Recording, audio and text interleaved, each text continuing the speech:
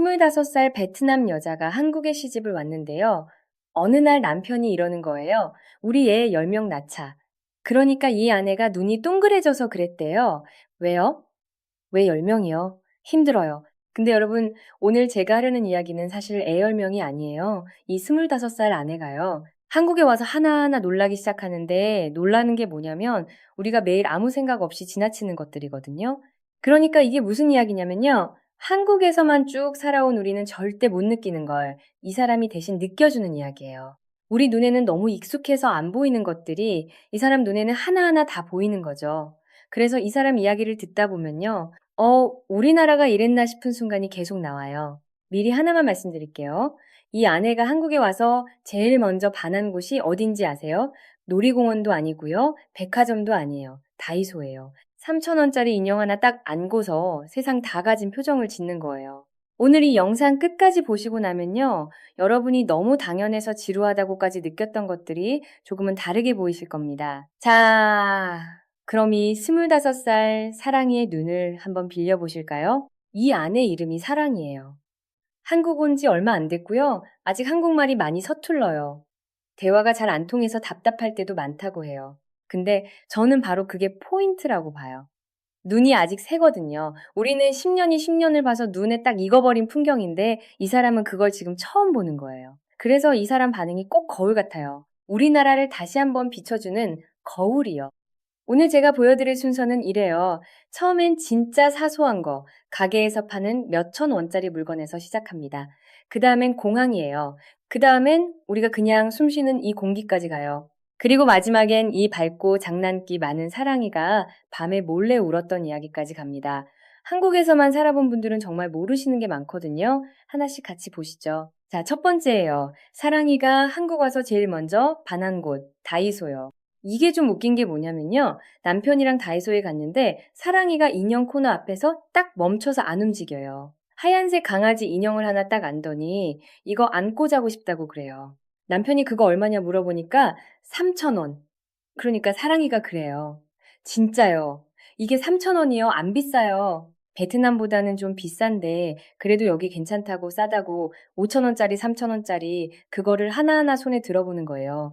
남편 말로는요. 사랑이가 다이소만 가면 인형을 너무 좋아해서 갈 때마다 하나씩 사준대요.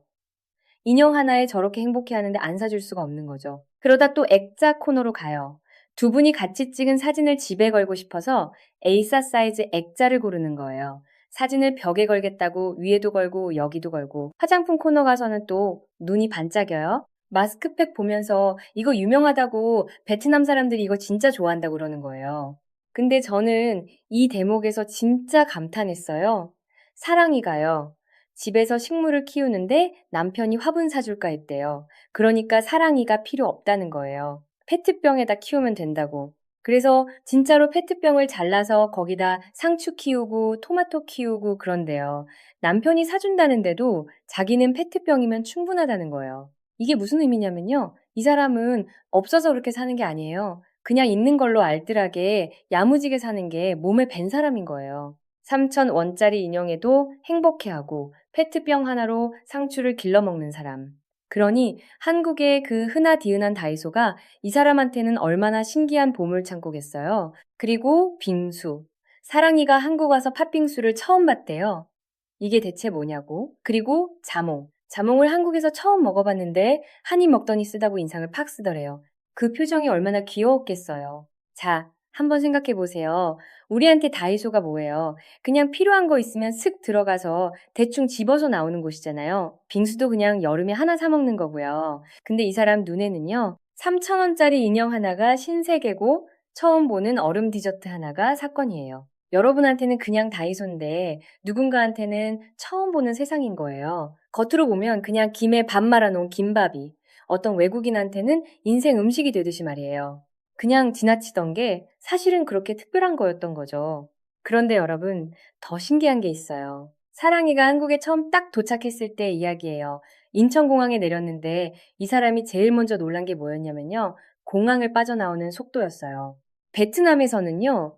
입국하는데 줄을 쫙 서요. 사람이 하나하나 다 체크를 하니까 시간이 엄청 걸리는 거예요. 사랑이랑 남편이 베트남 공항에서 나오는데 1시간이 넘게 걸렸대요. 1시간이요? 오죽하면 호치민 공항 갈 때는 무조건 일찍 가야 된다고 그게 상식이래요. 근데 한국은요, 이 사람 표현을 그대로 옮기면 띡 하니까 그냥 나오더래요. 이게 사랑이한테는 충격이었던 거예요. 이게 이렇게 빨리 끝난다고. 우리한테는 그냥 게이트 통과하는 게 뭐 별거 아니잖아요.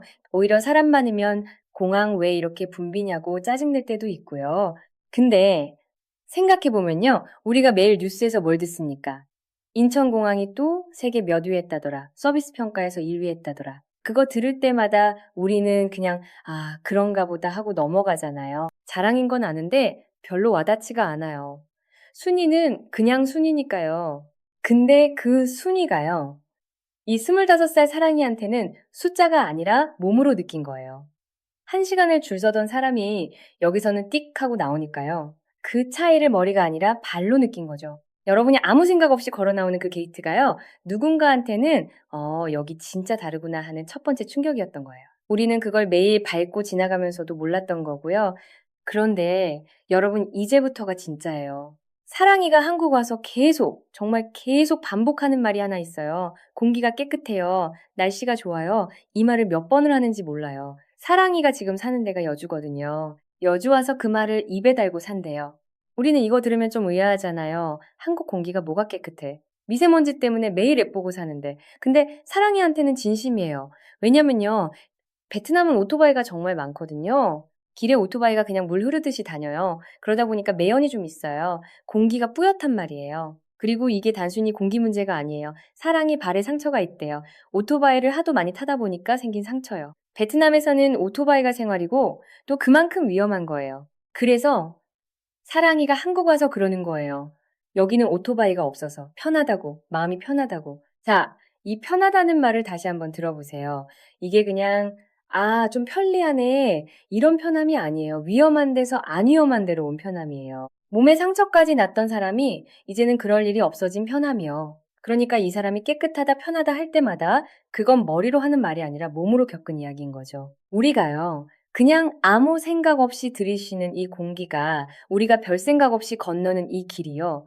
누군가한테는 몸에 있던 상처가 아물어가는 시간이었던 거예요. 여러분의 그 평범한 출근길이, 그 평범한 동네 골목이요.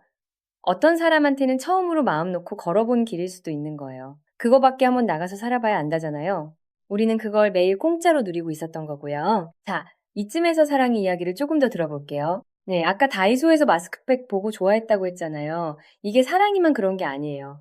베트남에서는 한국 화장품이 진짜 유명해요. 마스크팩, 콜라겐, 이런 거를 베트남 사람들이 너무 좋아한대요. 그러니까 사랑이는요, 한국에 오기 전부터 이미 한국을 알고 있었던 거예요. 화장품으로요. 우리한테는 그냥 올리브영 가면 쌓여있는 게 한국 화장품인데 누군가한테는 그게 바다 건너 동경하던 브랜드였던 거죠. 근데 재밌는 게요. 이 교류가 한 방향이 아니에요. 한국 화장품이 베트남으로 건너가는 동안 베트남에서는 또 우리한테 커피가 넘어와요. 베트남 코코넛 커피. 요즘 한국에서도 유명하잖아요. 사랑이가 시간 날 때 커피숍 가서 그 코코넛 커피 한 잔 시키면 그게 고향에 마시면서 동시에 여기서도 즐길 수 있는 맛인 거예요. 그러니까 이 결혼이라는 게요. 두 나라가 화장품이랑 커피로, 사진이랑 인형으로 그렇게 서로 조금씩 섞이는 거더라고요. 근데 이 두 사람 어떻게 만났는지 아세요? 남편이 사랑이 만나고 나서 매달 베트남에 갔대요. 매달이요. 그리고 매일같이 4~5시간씩 화상 통화를 했다는 거예요. 한두 번도 아니고 결혼하기까지 7, 8개월 동안을요.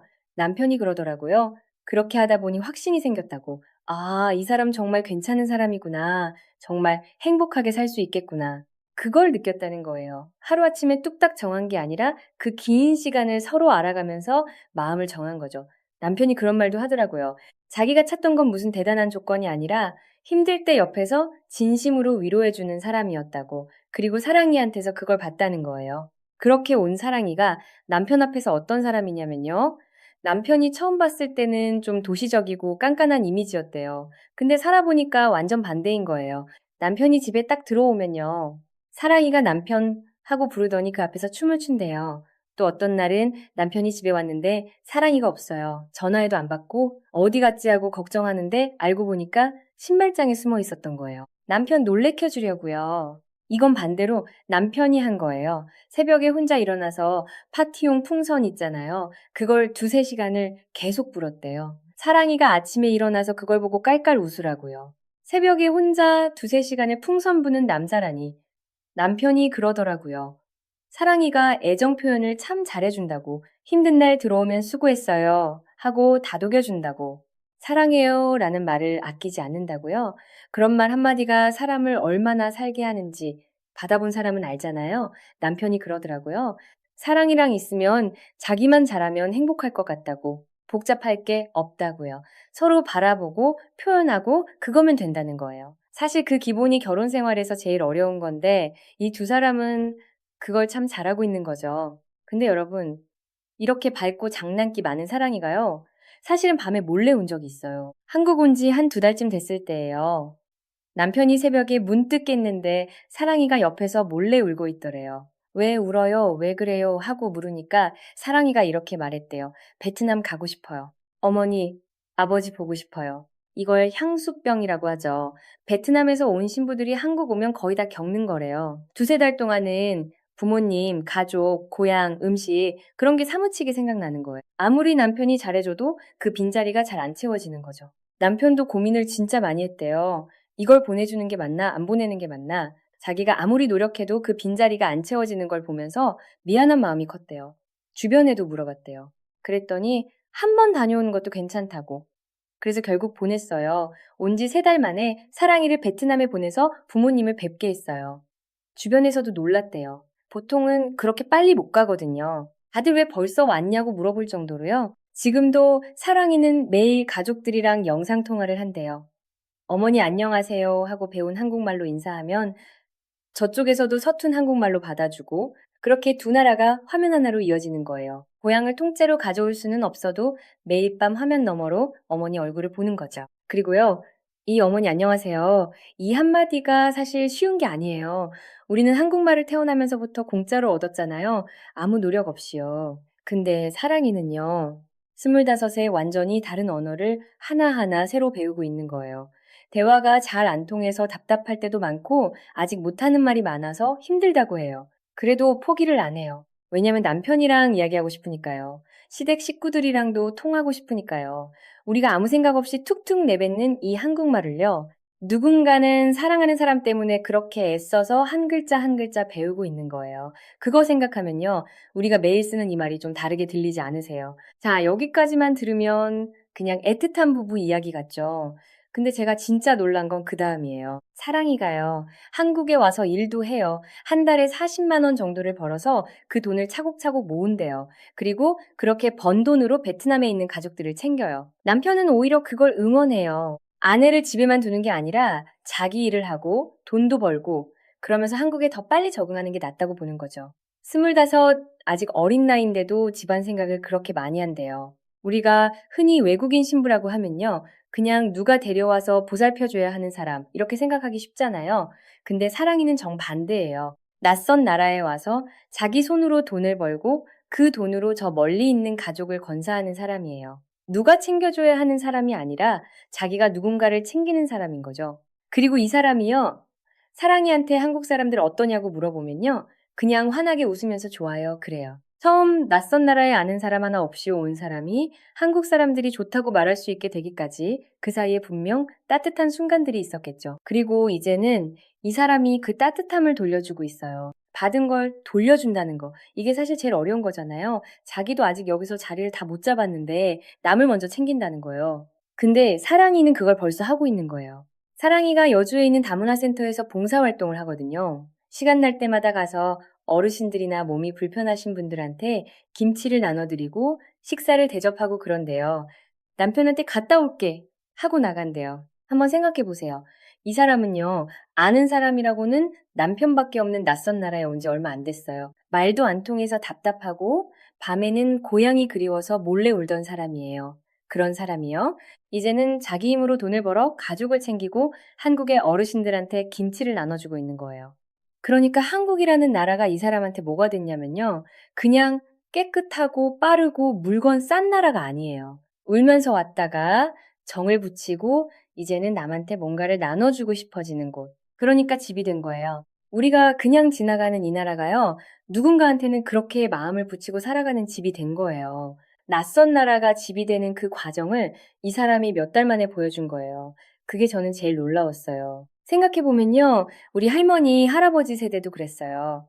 아무것도 없는 땅에서 정을 붙이고 이웃이랑 나누면서 이 나라를 집으로 만들어 왔잖아요. 사랑이가 지금 하고 있는 게 딱 그거예요.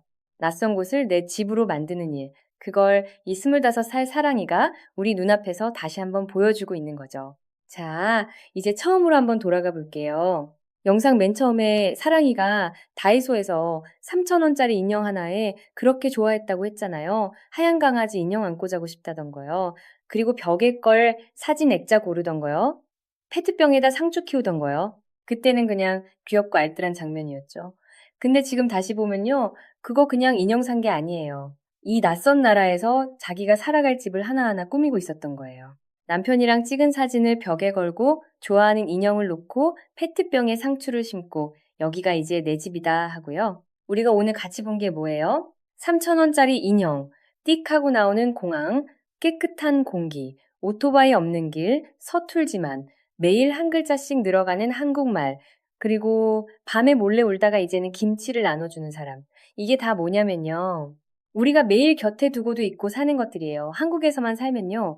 이게 얼마나 특별한지 진짜 잘 모르거든요. 너무 당연해서요. 근데 밖에서 온 사람 눈에는 이게 하나하나 다 신기하고 고맙고 특별한 거예요. 아, 그리고 맨 처음에 얘기했던 그 10명이요. 남편이 애 10명 낳자고 했던 거. 사실 두 사람이 진짜로 생각하는 건 두 명이래요. 남편은 딸을 좋아하고 사랑이는 아들을 좋아하고요. 10명은 그냥 이 사람이랑 오래오래 같이 살고 싶다는 남편 마음이 그렇게 튀어나온 거겠죠.